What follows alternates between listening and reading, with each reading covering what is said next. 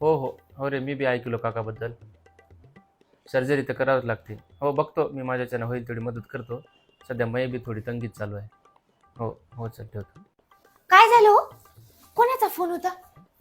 आहे ते माझा मित्र नाही का संजय, त्याच्या बाबाच्या हार्टमध्ये ब्लॉकेजेस झालेत आणि सर्जरी करायची, तर सर्जरीला लई खर्च यायला म्हणून, आणि त्याची परिस्थिती बी थोडी नाजूक आहे. तर त्यानं तेच म्हणून लागला की पैशाची काही जोड होते का म्हणून, आणि आपली पण सध्या तंगीत चालू आहे.